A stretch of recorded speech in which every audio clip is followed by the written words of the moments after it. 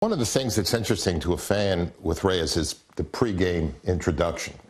And as a coach, what do you think of that? It's like when you see it, it's all about me. I'm drawing attention to myself. I was there when they started that nonsense. And we couldn't learn how to get lined up, but we had choreographed a dance.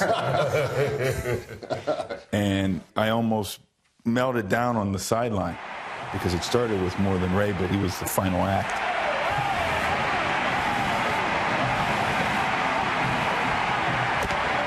John, what did you think when you took over and you saw that? Yeah, I probably thought the same thing that everybody else thought out there because I was looking at it from the outside in and didn't know Ray, you know, and you would maybe assume it's a selfish thing. And Rex and I had this conversation, and my first thought was, we're not going to do this. So when he came to me, I said, all right, we can stop it. And then I was like, I think you should just ask a couple of players here or there and see what they say. And they was like, man, you can't stop that. You know what I'm saying? That's like a part of us.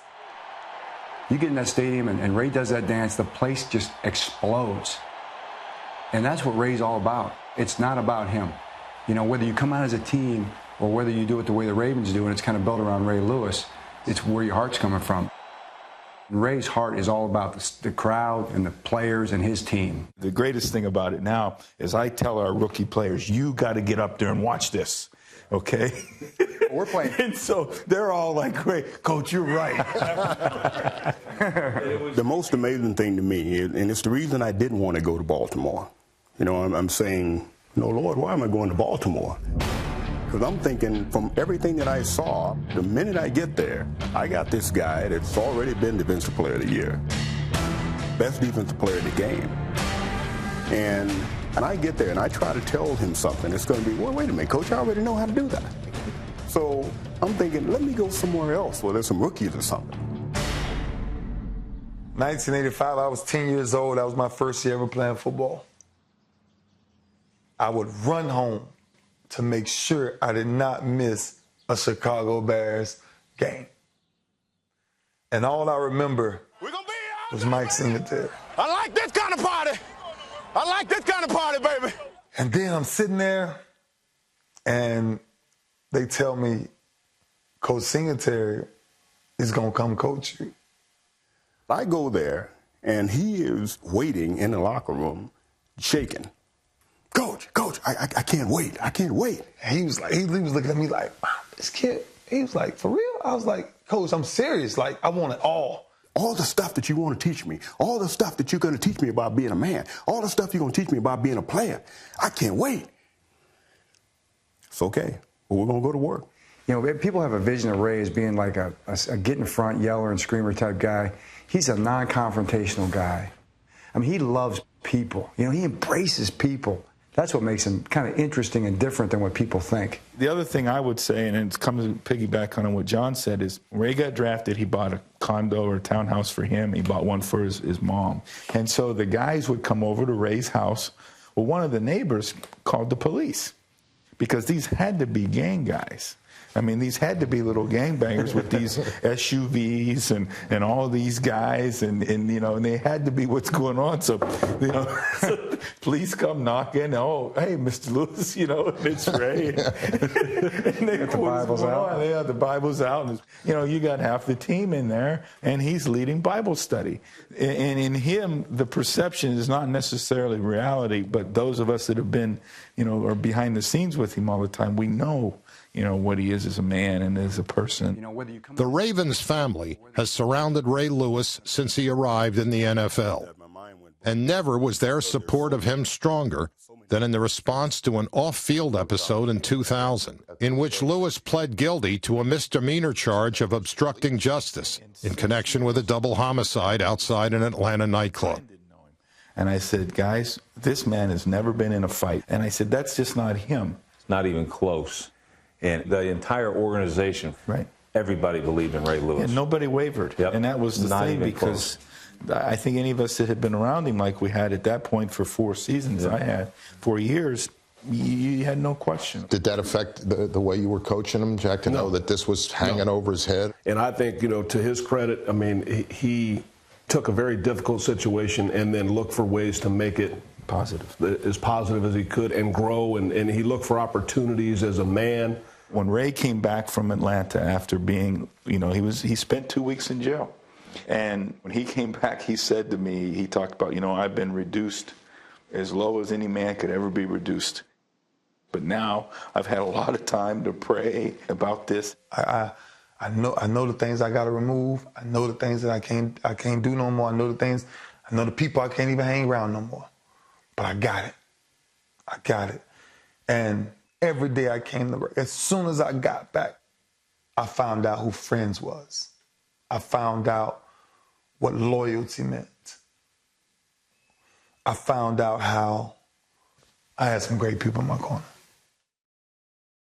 Before the game, I used to love to watch the running backs come out because Ray would be out there and he'd be warming up and he'd be getting on the lather. And he'd be roaming the field like a lion. And the backs would come out, and they would, the minute they left the tunnel, they'd be looking for Ray. You think at the level of National Football League, you can't intimidate players, but you're telling me that you can. Ray can. Yeah, absolutely. You would be amazed how many guys came down with the flu, the running backs. Hamstring got a little tight late in the week. It came down with a bunch of things, but we call it the Ray Lewis flu, and a bunch of them catch it. We wanted to go around the room and pick one play that you remember that epitomizes what Ray Lewis is about. 100 plays? Or just one. Right.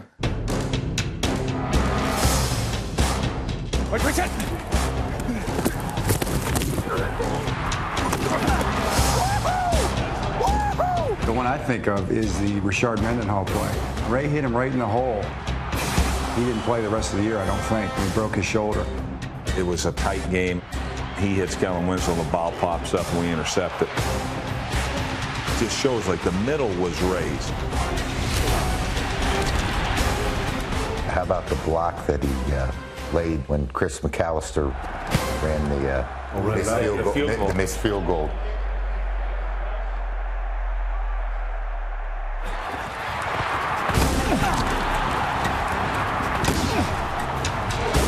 Eddie George. Remember, to the sideline? Oh my gosh. To me, that's the epitome of what you want as a middle linebacker.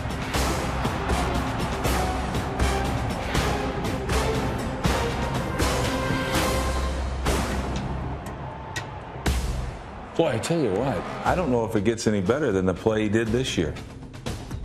With the game on the line, that fourth down play, Hart. 4th and 2 at the 15. Rolls the deep back, gets the hit on the backfield. Ray Lewis comes up the middle. And that's not the defense. That's not the call. And yet he's running through the A-gap and hitting Sproles in the backfield 4 yards deep because he's got 4 or 5 tips. He knows what play's coming. They keeping the back end, which means we can keep a back end. You see what I'm saying? When he starts talking about little tips and little things like that, if you don't know, you're kind of like, yeah, Ray, you're right. And you're like, man, is that right? Look at that. No, I don't remember that. Is there anyone you can remember, Jack?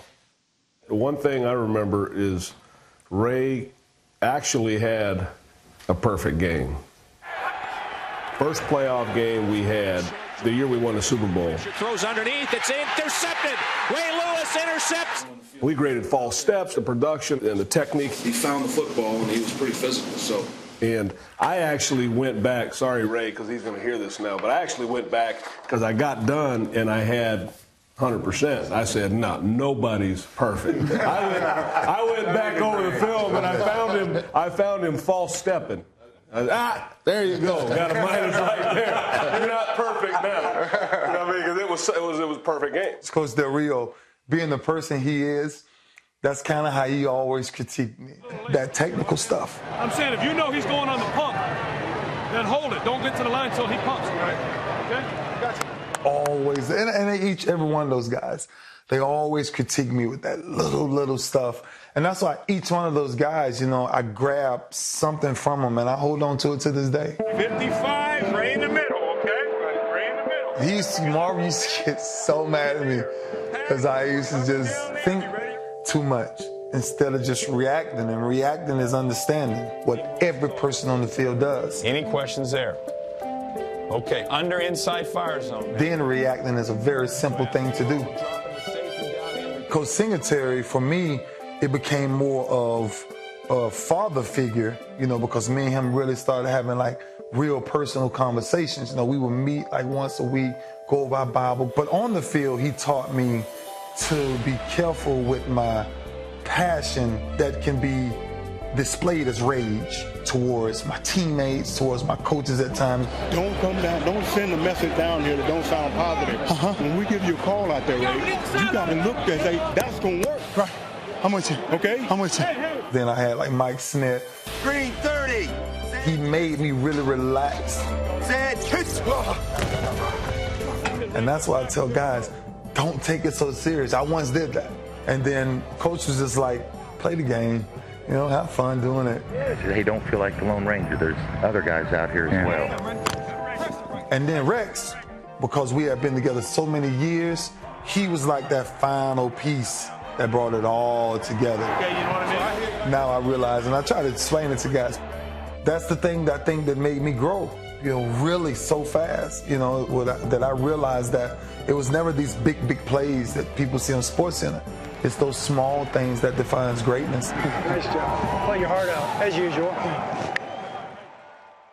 Is there a different set of rules for Ray at his level or not? No. Ray, you put the pressure on.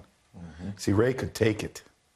See, you coach Ray harder than anybody else because people look to him for that. Jam them and go, sink them and go. Here we go. You don't know which way it's going, Ray. Right. Here. Yeah, I got there in 99 coaching linebackers, and very first meeting we had with all the linebackers, Ray didn't come. Ray and Peter Boulware. And so some of the guys were like, nah, they kind of do their own thing, you know. And I was like, nah, it can't be. And next time we got together, we talked about, you know, what it looked like to be, you know, the Larry Bird, the Magic Johnson of your team, and that the responsibility you had. He sat me down. He was like, look, guys, they look up to you. If you're going to really impact a team and be a great player, you don't have a special set of rules. You do all the rules and then beyond. And that's a meeting, Thursday night meeting, the way you prepare, the way you get ready for a game, practice. He embraced it immediately. He's like, you're right. And he never missed anything else. I mean, he was in front, in charge, leading the group. And I said, I told you in 1997, 98, you will never play for another team. Never. He said, no matter what happens around here. And I was like, wow. You know, he was like, so. It's your football team. Yeah. Get there and go take care of it. And that's the thing that he understands and does. And nobody does it better. For a coach, he's a coach enabler in a positive way because he enables you to reach the group. Because if you give Ray something, he embraces it and he charges so hard with it that the group gets inspired by it. If practice is a little bit of a low, I say, Ray, we're a little bit. He goes in the huddle and, let's go!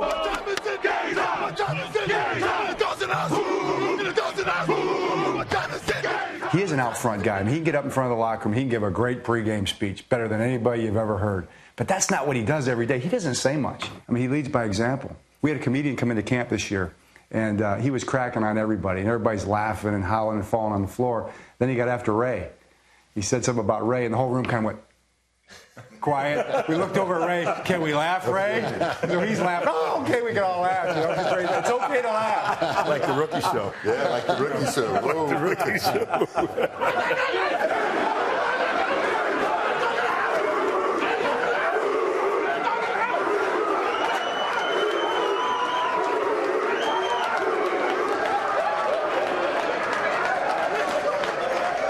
The thing about Ray was the way he interacted with you. You know, I always was looking forward to Thursdays during the season because Ray would go home on Wednesday and he'd watch tape and he would come in and he'd have some little nugget that he would share with me. As a coach, it kind of opened up my eyes that you got to interact with these guys. You know, they can help you just as much as you can help them. When all of you are coaching, do you ever find yourself in a situation when you're referring back to Ray Lewis that, you know, when I coached Ray Lewis, this is what he did, or Ray Lewis did this or that? I mean, really? Every day. Every day. And it's funny, guys will ask you how Ray did things. Players on your team, still to this day. The thing that, to me, we weren't very good. If you can remember that. 96, 97, 98. And he never said a coarse word about the rest of the football team or any of his teammates, either individually or collectively. And that's what I draw to our guys today and to my so-called leaders and good players in Cincinnati is don't you ever look at somebody else. You put this group on your back and you do like Ray did. Because he never, all he wanted to do is how do we get better as a team? How do I make this team better? Hey, listen to me carefully, man. There's no time to come back to the huddle and say my fault. It ain't time for that. It's time to do what we do. Count on each other. We can't be on the ground. We can't both be on backside. Beat your man. Beat your man. Beat your man. Let's go. That's why he raises the level of the play around him, but he also raises the level of coaching. I told Ray, I said, I want you on the balls of your feet. Stay on the balls of your feet. And I didn't do a good job of showing him what I meant exactly. So Ray is out there on his tiptoes in practice. And I'm looking at his face, and he's flinching up, like, man. So Ray, what are you doing? He's Coach. I'm trying, but I don't get it. You know what I'm saying? And he was like, all right, well, I'm going to show you. Just like sprinters run. They whole foot don't never touch it. They're very fluid, in their movements. Oh, that's what you mean. I mean, every little thing, you have to be on. You have to know what you're talking about because he's going to do it exactly the way you want it. Once you coach a guy like that, you never, ever forget it. And when you're talking to other players about it, it's really difficult to explain. If you start out in Baltimore as a coach, it kind of messes you up for anywhere else you go. It really does. Because you're thinking, well, I wonder who's that guy for the next team. I've got a guy in San Francisco right now, middle linebacker, and I think one day he's going to be very special. But people say, well, how much better can he get? And sometimes it's unfair to him because I know Ray. And I say, this guy is scratching the surface. And people are like, gotta be kidding me. But they have no idea who I'm measuring him against. His passion for the game and his passion to be great, it's here. And everybody else is playing at another level. It's here. And that's why if you're playing the Baltimore Ravens, it's a double chin strap game because that team's going to be ready to roll. Buckle up, both chin straps. Anybody over there touch the ball? Let's find out. Let's find out how tough they really are today. And it comes from, obviously, the leadership now, but Ray Lewis. That's what it starts with in Baltimore. That's why they've always been successful on defense in particular, but as a football organization. Nobody wanted to disappoint Ray Lewis, myself included. He is the Baltimore Ravens. We were all part of it. But he is the Baltimore Ravens. And I think there's very few players that have had that kind of impact on an organization.